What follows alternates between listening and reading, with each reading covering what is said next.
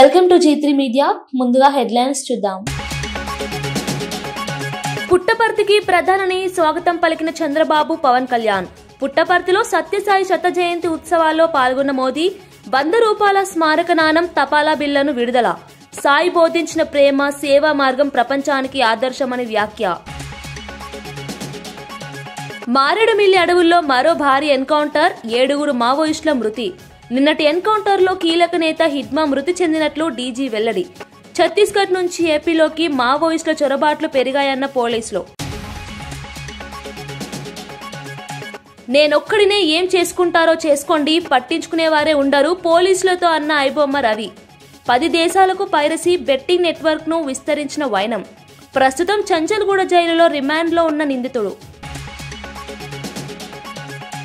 కృష్ణా జిల్లా నాగాయలంక శివాలయంలో అరుదైన దృశ్యం. ఆలయ పరిసరాల్లో వందలాదిగా ప్రత్యక్షమైన నీటి పాములు.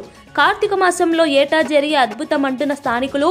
శివుడి మహిమే కారణమని ప్రగాఢంగా విశ్వసిస్తున్న భక్తులు.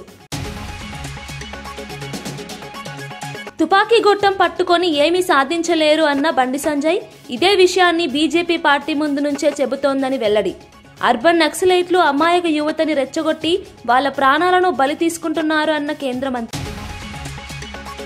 ప్రముఖ పైరసీ వెబ్సైట్ ఐబొమ్మ నిర్వాహకుడిగా భావిస్తున్న ఇమంది రవి అరెస్టుతో సంచలన విషయాలు బయటకు వచ్చాయి. కేవలం సినిమా పైరసీకే పరిమితం కాకుండా 10 దేశాల్లో నెట్వర్క్ ను ఏర్పాటు చేసి ఆన్లైన్ బెట్టింగ్ యాప్ల ప్రమోషన్ ద్వారా 100 కోట్ల అక్రమ కార్యకలాపాలు నిర్వహించినట్లు పోలీసుల దర్యాప్తులో తేలింది. భారీ ఆర్థిక లావాదేవీలు జరిగినట్లు గుర్తించిన ఎన్ఫోర్స్మెంట్ డైరెక్టరేట్ కూడా ఈ కేసులో రంగంలోకి దిగింది. కేసుకు సంబంధించిన పూర్తి వివరాలను తమకు అందించాలని ఈడీ హైదరాబాద్ పోలీసులకు ఇప్పటికే లేఖ రాసింది.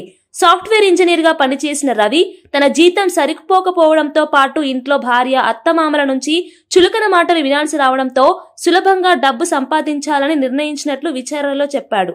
అల్లూరి సీతారామరాజు జిల్లా ఏజెన్సీ ప్రాంతంలో మావోయిస్టుల కదలికలు మళ్లీ చెలరేగాయి. మారేడుమిల్లి అటవీ ప్రాంతంలో ఈ తెల్లవారుజామున భద్రతా బలగాలు కూంబింగ్ చేస్తుండగా మావోయిస్టులు కాల్పులకు తెగబడ్డారు. వెంటనే ప్రతిగా కాల్పులు సాగడంతో 2 వైపులా తీవ్రమైన ఎదురుదాడులు జరిగాయి. ఈ ఎన్కౌంటర్ లో 7 మావోయిస్టులు మృతి చెందినట్లు పోలీసులు తెలిపారు. మృతులంతా ఛత్తీస్గఢ్ రాష్ట్రానికి చెందిన వారిగా గుర్తించారు. వారిలో మావోయిస్టు అగ్రనేత దేవ్జీ కూడా ఉన్నట్లు సమాచారం. తరువాత మృతదేహాలను రంపచోడవరం ఏరియా ఆసుపత్రికి తరలించి పోస్టుమార్టం నిర్వహిస్తున్నారు. అడవిలో ఇంకా భద్రతా బలగాలు కూంబింగ్ కొనసాగిస్తున్నాయి. మరికొందరు మావోయిస్టులు అక్కడే దాగి ఉండే అవకాశం ఉన్నందున బలగాలు కృష్ణా జిల్లా నాగాయలంకలో అరుదైన ప్రకృతి దృశ్యం స్థానికులను, భక్తులను ఆశ్చర్యపరుస్తోంది. కార్తీక మాస సందర్భంగా రామలింగేశ్వర స్వామి ఆలయ సమీపానికి వందలాది నీటి పాములు చేరుకోవడం విశేషంగా మారింది. ఆలయం వెనుక గల కృష్ణా నది ప్రవాహంలో పాములు గుంపులుగా సంచరిస్తున్న దృశ్యాలు భక్తులను విస్మయానికి గురిచేశాయి. ఈ ప్రాంతంలో కార్తీక మాసంలో పాములు కనిపించడం ఆనవాయితీ అయినప్పటికీ ఈసారి వాటి సంఖ్య వందల్లో ఉండడం ప్రత్యేకంగా నిలిచింది. నది నీటిలో స్వేచ్ఛగా తిరుగుతున్న ఈ పాములను చూసి చాలా మంది భక్తులు శివయ్య మహిమగా భావిస్తున్నారు. అనంతపురంలో భగవాన్ శ్రీ సత్యసాయి బాబా విశ్వవ్యాప్తంగా అందించిన సేవల గొప్పతనాన్ని డిప్యూటీ సీఎం పవన్ కళ్యాణ్ ఉద్ఘాటించారు. సత్యసాయి బాబా చేసిన మానవతా కార్యక్రమాలు మన దేశ ప్రజలకే కాక ప్రపంచానికి ఆదర్శంగా నిలిచాయని చెప్పారు. మన భారతీయుల కంటే విదేశీయులకే సత్యసాయి మహిమ గురించి ఎక్కువ అవగాహన ఉందని పవన్ కళ్యాణ్ పేర్కొన్నారు. చైనాలో చాలా మంది తమ ఇళ్ల పూజా మందిరాల్లో సాయిబాబా చిత్రపటాలు, విగ్రహాలు పెట్టుకుని ఆరాధిస్తున్నారని 20 సంవత్సరాల క్రితం అనుకుంటా చిరంజీవి గారిని ప్రత్యేకించి అడిగి, మా అన్నయ్య చిరంజీవి గారిని ప్రత్యేకించి అడిగి నేను బాబా గారిని కలవాలి అని చెప్పి ఇక్కడ బెంగళూరులో ల్యాండ్ అయ్యాను. ఇక్కడ ఫ్లైట్కి ఆయనకు వచ్చి ఆశీర్వాదాలు తీసుకుని నాకు చాలా ఆశ్చర్యం కలిగేది. ఒకరి గొప్పతనం, ఒకరి తేజస్సు ఎలా తెలుస్తుందంటే ఎలా వెళ్ళి దీని గురించి నేను అనుకుంటా ఉండేవాడిని. బాబా గారిది వెలిసింది భారతదేశంలో అత్యంత వెనుకబడ్డ జిల్లా అనంతపురం, రాయలసీమలోని అనంతపురం జిల్లా. ఆయన పుట్టుక కూడా అత్యంత వెనుకబడ్డ జిల్లా, నీటికి కూడా కొరత ఉండే జిల్లా, వలసలు వెళ్ళిపోయే జిల్లా. అలాంటి జిల్లాని ఎంచుకున్నారు ఆయన జన్మకు కూడా. అందుకని అలాంటి జన్మ తీసుకున్నాడంటే మహానుభావులే తీసుకోగలరు. ఒక 40 సంవత్సరాల క్రితం ఎవరైనా ఊహించుకోగలమా? దేశ విదేశాల నుంచి చాలామంది భక్తులు, విదేశీయులు అందరూ వచ్చి దీని అభివృద్ధికి పాటుపడతారని. సో ఒక ఆధ్యాత్మిక తేజస్సు, విశ్వ ప్రేమ ఉన్న వ్యక్తుల వల్లే ఇది సాధ్యం. అలాంటి వ్యక్తుల కోసం ప్రత్యేకించి గౌరవ ప్రధానమంత్రి నరేంద్ర మోదీ గారికి ఇష్టమైనది ప్రజలందరికీ కనీసం ఒక 50 లీటర్ల నీళ్ళు ఇవ్వాలి, అది రక్షిత మంచినీరు ఇవ్వాలి. అలాంటి పథకం ఒక 50 లీటర్ల నీళ్ళు కనీసం ఇవ్వాలి అనేది ఒక వ్యక్తికి ఆ సంకల్పం నరేంద్ర మోదీ గారు దీన్ని ముందుకు తీసుకొచ్చారు. ఒక ప్రభుత్వ పరంగా దీన్ని ప్రధానమంత్రి గారు తీసుకొస్తే ఒక ఆధ్యాత్మిక గురువుగా ఏ ప్రభుత్వం ఆలోచించినప్పుడు ప్రభుత్వాలే దీని గురించి సగటు వ్యక్తికి నీరు ఎలా అందించాలనుకున్నప్పుడు దాన్ని ఆలోచించింది సత్యసాయిబాబా గారు ఆలోచించారు. అప్పుడు ముఖ్యమంత్రిగా చంద్రబాబు గారు ఉన్నప్పుడు వారికి ఒకటే చెప్పారండి, నేను ప్రజలకి దాహం తీర్చాలనుకుంటున్నాను. నాకు తెలిసిన భక్తులు ఒక భక్తులు ఒక ఆయన సింగిల్ హ్యాండెడ్గా 400 crores 400 కోట్ల రూపాయలు ఈ పథకానికి సత్యసాయి ఈ పథకానికి ఇస్తాను, దాహం తీర్చే పథకానికి ఇస్తాను అంటే దానికి ఆ రోజున ప్రత్యేకించి అలాంటి పర్మిషన్స్కి వీటికి కొంచెం కష్టాలు ఉన్నప్పుడు గౌరవ ముఖ్యమంత్రి నారా చంద్రబాబు నాయుడు గారు వీటికి అండగా ఉండి ఈ సత్యసాయి ఈ దాహం తీర్చే ఈ పథకానికి అంటే మనం చెప్పాలంటే జల్ జీవన్ మిషన్ అంకురం సాయిబాబా గారు చేశారు. ఇక్కడ ఇది తమిళనాడులో కానీ తెలంగాణలో కానీ మిగతా అన్ని జిల్లా హైదరాబాద్ లో జరిగిన కార్యక్రమంలో భారతదేశ చరిత్రలో అత్యంత శక్తివంతమైన నాయకులలో ఒకరిగా ఇందిరాగాంధీని సీఎం రేవంత్ రెడ్డి అభివర్ణించారు. దేశానికి బలమైన నాయకత్వాన్ని అందించిన మహానేతగా ఆమెను స్మరించుకోవాలని తెలిపారు. అట్టడుగు వర్గాల కోసం చివరి శ్వాస వరకు కష్టపడి పనిచేసిన నేత ఇందిరమ్మ అని చెప్పారు. ముఖ్యంగా పేదల కోసం తీసుకున్న నిర్ణయాలు దేశ రాజకీయ దిశనే మార్చేశాయని సీఎం అన్నారు.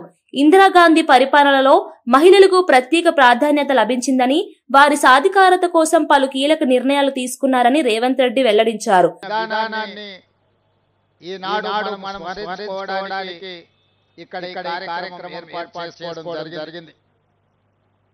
మిత్రులారా, ఆనాడు లాల్ బహదూర్ శాస్త్రి గారి అకాల మరణంతో ఈ దేశంలో రాజకీయ నాయకత్వ శూన్యత ఏర్పడ్డది.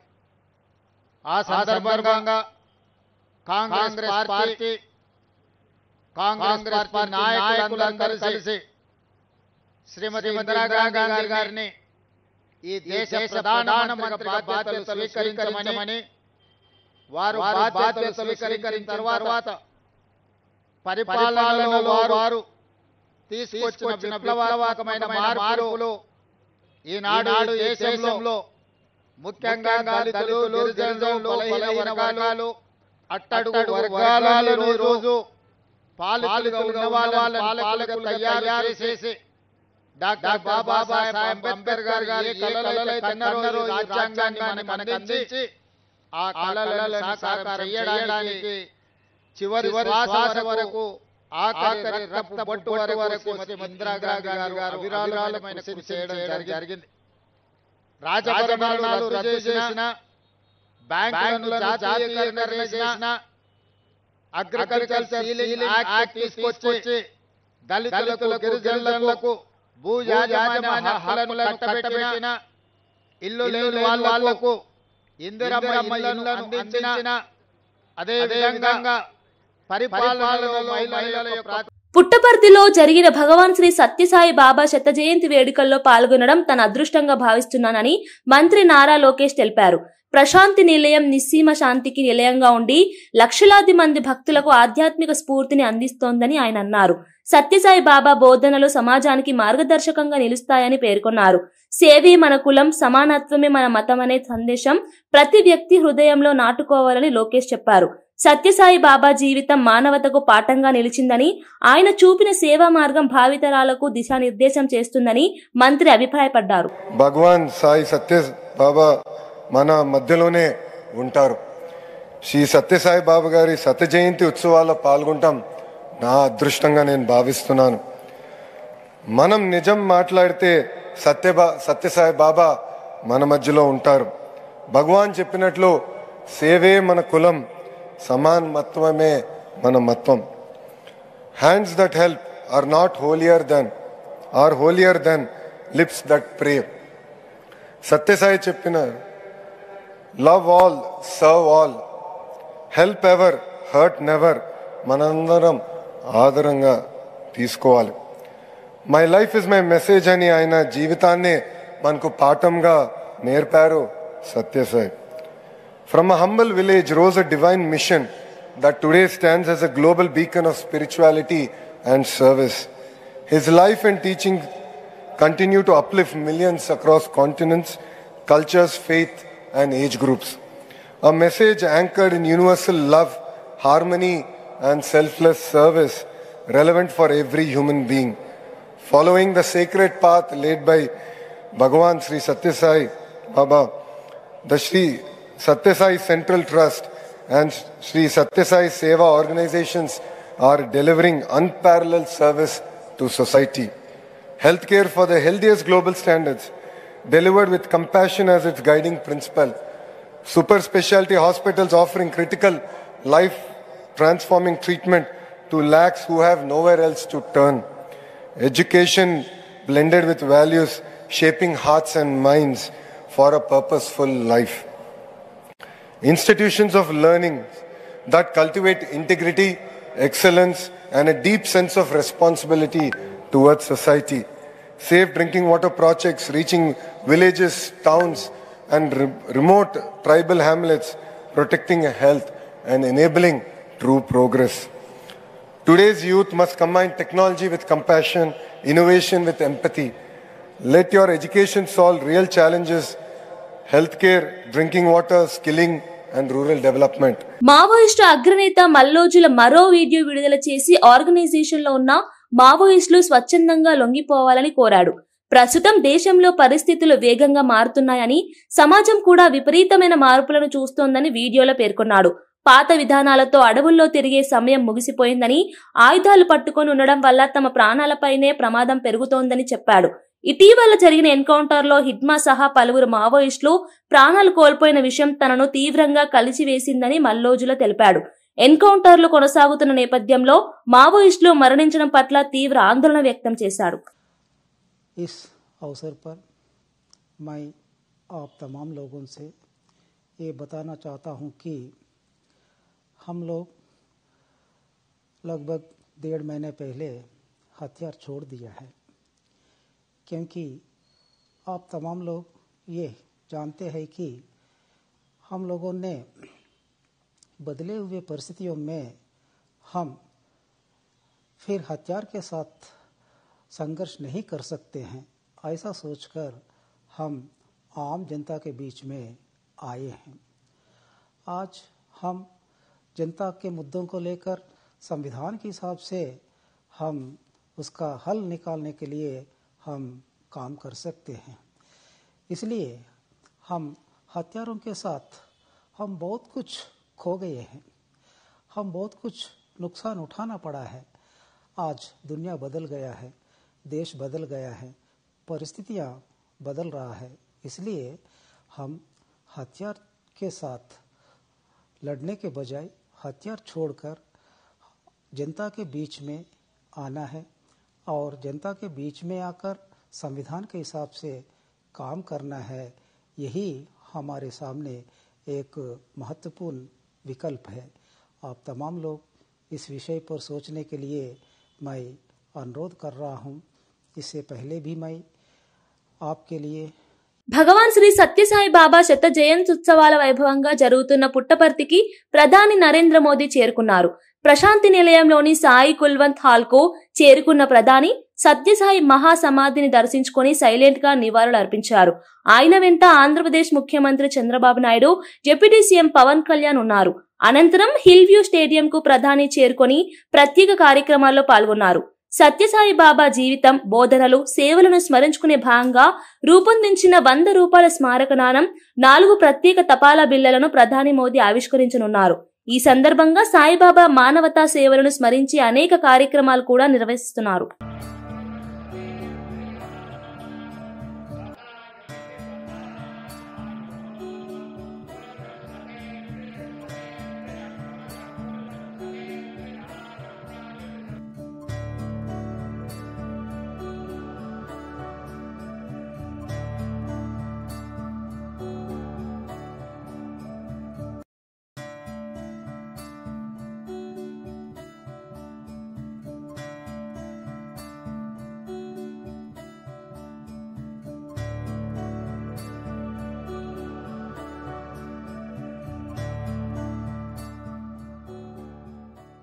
ఛత్తీస్గఢ్ లో కొనసాగుతున్న ఆపరేషన్ కగార్ మరియు తెలంగాణలో ఇటీవల జరిగిన కొంతమంది మావోయిస్టుల సరెండర్ నేపథ్యంలో మావోయిస్టులు తాత్కాలికంగా ఆంధ్రప్రదేశ్లోని పలు అరణ్య ప్రాంతాలను షెల్టర్ గా ఎంచుకుంటున్నారని ఏడీజీ మహేష్ చంద్ర లడ్డా తెలిపారు. మావోయిస్టులకు సురక్షిత ప్రాంతాలు క్రమంగా తగ్గిపోతుండటంతో తమ కదలికలను మార్చుకుంటున్నారని చెప్పారు. సరిహద్దు ప్రాంతాల్లో రక్షణ కోసం కొంతకాలం ఏపీలో తలదాచుకుని అనంతరం ఇతర రాష్ట్రాలకు వెళ్లే యోచనలో ఉన్నారని వెల్లడించారు. మావోయిస్టులు అడవి మార్గాల్లో చిన్న చిన్న గుంపులుగా కదులుతున్నారని, ఇంటెలిజెన్స్ ఆధారంగా పోలీసులు నిరంతరం నిఘా పెంచారని ఏడీజీ చెప్పారు. ఏపీ, ఛత్తీస్గఢ్, ఒడిశా సరిహద్దుల్లో పోలీసులు అప్రమత్తంగా వ్యవహరిస్తున్నారని వివరించారు. మాకు ఏదో హాని చేస్తారు, ఇంటర్నల్ రైవల్రీ బేసికలీ. సో దానివల్ల they are looking for the new places. దానిలో AP is one, then Odisha is one, then the other neighbouring states. Because ఛత్తీస్గఢ్లో కంటిన్యూస్గా వాళ్ళ ఫీలింగ్ అంటే ఏఓపీస్ పోలీస్ ఆపరేషన్స్ కంటిన్యూగా అవుతున్నాయి, మాకు అక్కడ ఎగ్జిస్టెన్స్ కష్టం అంతా, దానికి వాళ్ళు వస్తున్నారా. సో దాని పాఠంలో ఇనీషియలీ ఇనీషియలీ ఇచ్చి షెల్టర్ తీసుకోవాలి. కొన్ని రోజులు అబ్జర్వ్ చేసిన తర్వాత వెపన్స్ తెప్పించి మళ్ళీ ఆ ఏఓబీ ఏరియాలో పోయి మూవ్మెంట్ రివైవ్ చేయాలి, దానికి ప్లాన్లో ఉన్నారు. ఆంధ్రప్రదేశ్ లో పెట్టుబడుల పేరుట సీఎం చంద్రబాబు ప్రజలను మభ్యపెడుతున్నారని ఏపీసీసీ చీఫ్ వైఎస్ షర్మిల తీవ్ర విమర్శలు చేశారు. లక్షల కోట్ల పెట్టుబడులు వస్తున్నాయంటూ ముఖ్యమంత్రి చేస్తున్న ప్రచారం వాస్తవానికి దూరంగా ఉందని షర్మిల వ్యాఖ్యానించారు. కుప్పం నుండి ఇచ్చాపురం వరకు ఎక్కడ చూసినా కంపెనీలు ఏర్పాటు అవుతున్నట్లుగా ప్రభుత్వం హంగామా చేస్తోందని, కానీ నేలపై పరిస్థితి పూర్తిగా భిన్నంగా ఉందని చెప్పారు. అమరావతిలో మీడియాతో మాట్లాడిన షర్మిల గతంలో కూడా చంద్రబాబు ఇలాంటి మాటలతో ప్రజలను మోసగించిన విషయం కొత్తేమీ కాదని అన్నారు. వస్తున్నాయని, దానికి సంబంధించి 16,31,000 ఉద్యోగాలు వస్తున్నట్టుగా ప్రకటించారు. ఈ సిఐఐ సమిట్కి సంబంధం లేకుండా ఈ సిఐఐ సమిట్తో కలుపుకొని గత 17 నెలలుగా చంద్రబాబు గారు ముఖ్యమంత్రిగా ఉన్న కాలంలో ఆల్ పుట్ టుగెదర్ 22 లక్షల కోట్ల పెట్టుబడులు చంద్రబాబు గారి సామర్థ్యం వల్ల సాధ్యమైందని, అందుకు 20 లక్షల ఉద్యోగాలు వస్తున్నాయని ప్రకటించుకున్నారు. ఇంతేకాదు, ఇదంతా చంద్రబాబు గారి విజన్ అని, లోకేష్ గారి పట్టుదల అని, దూరంగా వెళ్ళిపోయిన లేదా పారిపోయిన ఇన్వెస్టర్లంతా ఇప్పుడు మళ్ళీ వెనక్కి వస్తారు. హైదరాబాద్ లో టీపీసీసీ వర్కింగ్ ప్రెసిడెంట్ జగ్గారెడ్డి మాట్లాడారు. భారతదేశ ప్రజల కోసం తన రక్తాన్ని, ప్రాణాలను అర్పించిన అరుదైన నాయకురాలు ఇందిరాగాంధీ అని అన్నారు. దేశం కోసం ప్రాణం త్యాగం చేసిన నాయకత్వం కాంగ్రెస్ పార్టీ చరిత్రలో మాత్రమే ఉందని, బీజేపీలో అలాంటి నేత ఒక్కరైనా ఉన్నారా అని ప్రశ్నించారు. ప్రజల హక్కుల కోసం చివరి శ్వాస వరకు పోరాడిన నాయకురాలు ఇందిరమ్మ అని జగ్గారెడ్డి చెప్పారు. గరీబీ హటావో నినాదంతో దేశంలో పేదరిక నిర్మూలనకు మార్గం సుగమం చేసినది ఇందిరాదేనని ఆయన తెలిపారు.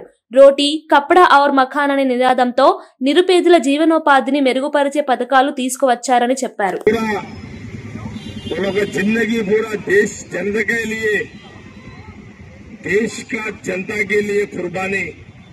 देते रहे और वो खानदानी पूरा आज संगारेड्डी में इंदिरा गांधी जी का 108 जयंती कार्यक्रम संगारेड्डी में यहाँ हम कर रहे हैं. इंदिरा गांधी जी का हमारा संबंध ये है कि ये मेरठ जिला संगारेड्डी मेरठ जिला से इंदिरा गांधी जी यहाँ जिला के पार्लियामेंट में थे, यहाँ से प्राइम मिनिस्टर भी बने हैं. यहाँ का रिकॉर्ड है तेलंगाना में मेदक पार्लियामेंट का इंदिरा गांधी जी का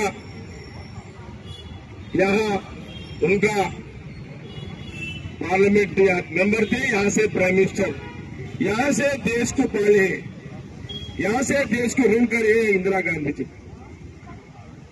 మావోయిజం మార్గం దేశ ప్రయోజనాలకు విరుద్ధమని, తుపాకీ గొట్టం పట్టుకొని ఏ సమస్య పరిష్కారం కాదని కేంద్ర మంత్రి బండి సంజయ్ స్పష్టం చేశారు.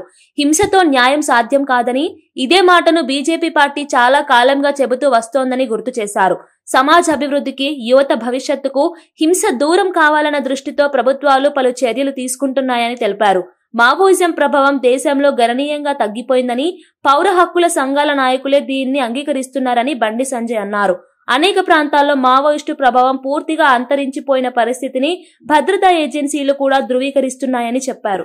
చాలా మంది మా కార్యకర్తల ప్రాణాలు తీస్తారు, పోలీసుల ప్రాణాలు తీస్తారు, అమాయక ఎస్సీ సామాజిక వర్గానికి సంబంధించి పేద ప్రజల ప్రాణాలు తీస్తారు. మీరు వాళ్ళ లాస్ట్ కు వాళ్ళ పౌర హక్కుల సంఘం నాయకులే మావోయిజం అంతరించిపోయింది అని చెప్పి ఇవాళ ఒప్పుకున్నారు. అంటే ఇన్ని రోజులుగా మీరు గుర్తించకుండా అమాయక పిల్లలను యువతను రెచ్చగొట్టి వాళ్ళ ప్రాణాలను బలిగొనడానికి ప్రధాన కారకులు వీళ్లే, అర్బన్ నక్సల్స్. ఇవాళ దానికి ఏం కారణం చెప్తారు, మీరు ఏం సమాధానం చెప్తారు? చనిపోయిన కుటుంబాలకు వాళ్ళు ఏడుస్తున్న గోస పడుతున్నారు. వాళ్ళంతా తిండికి లేదు పాపం వాళ్ళకు. వీళ్ళ తెలియదు, వీళ్ళ అర్బన్ నక్సల్స్ వీళ్ళ తెలియదు, తల్లిదండ్రుల బాధలు తెలియదు, వాళ్ళు పడే బాధలు తెలియదు, భర్తలను కోల్పోయిన భార్యల బాధలు తెలియదు, భార్యలను కోల్పోయిన భర్తల బాధలు తెలియదు, పసిపిల్లలు మైనర్ పిల్లలను కూడా తుపాకీ. కల్వకుర్తి పట్టణంలోని ప్రభుత్వ ఆసుపత్రిలో సరైన వైద్యం అందక ఇటీవల పలువురు రోగులు ప్రాణాలు కోల్పోయిన విషయాన్ని స్థానిక కాంగ్రెస్ ఎమ్మెల్యే కసిరెడ్డి నారాయణరెడ్డి తీవ్రంగా ప్రస్తావించారు. ప్రజలకు నాణ్యమైన వైద్యం అందించాల్సిన ప్రభుత్వ దవాఖానాల్లోనే ఇలాంటి ఘటనలు జరగడం బాధాకరమని చెప్పారు. తన సొంత ప్రభుత్వం తప్పుగా భావించినా ఇది వాస్తవమని, సమస్యను నేరుగా ప్రజల ముందుకు తెచ్చేందుకు తాను వెనుకాడనని తెలిపారు. ఆసుపత్రిలో అవసరమైన పరికరాలు, సిబ్బంది, అత్యవసర సేవలు అందుబాటులో లేని కారణంగానే ఈ సమస్యలు ఉత్పన్నమవుతున్నాయని కసిరెడ్డి పేర్కొన్నారు.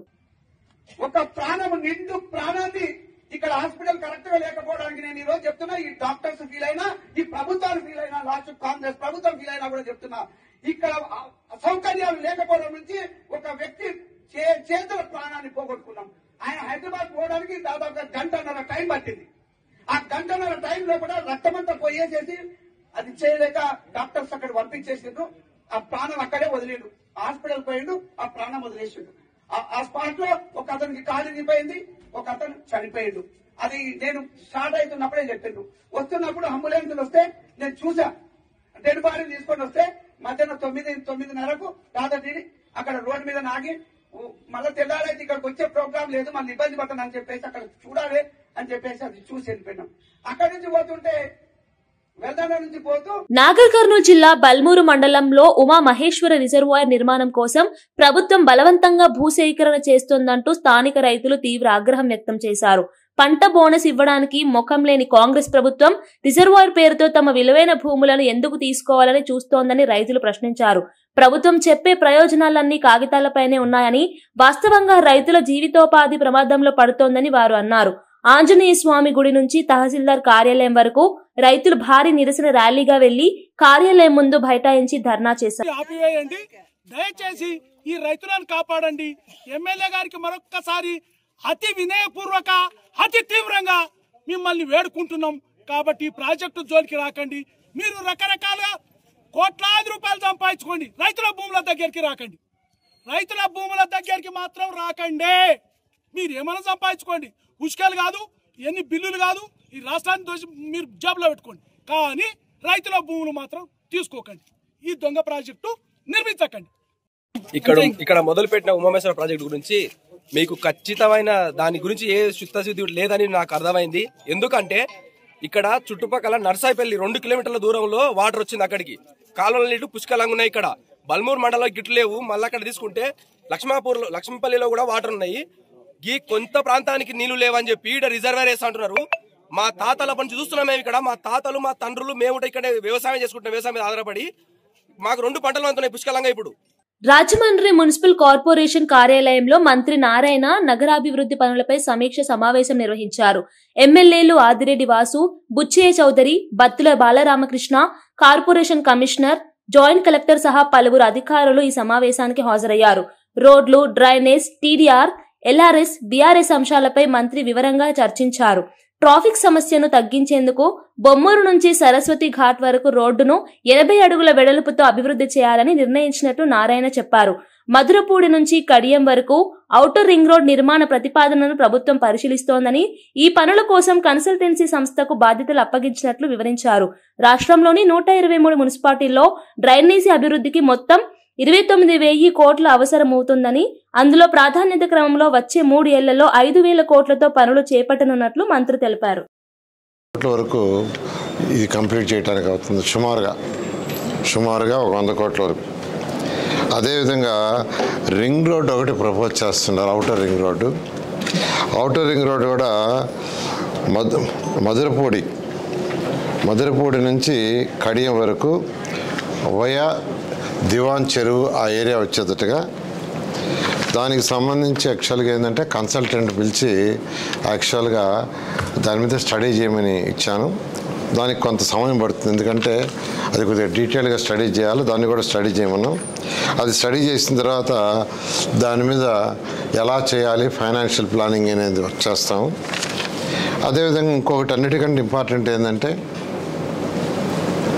ఈ రాష్ట్రంలో 123 మున్సిపాలిటీస్ ఉంటే ప్రతి మున్సిపాలిటీలో కూడా 4 అంతస్తులు, 5 అంతస్తులు, 6 అంతస్తులు, 8 అంతస్తులు బిల్డింగ్లు కూడా కట్టేస్తున్నారు.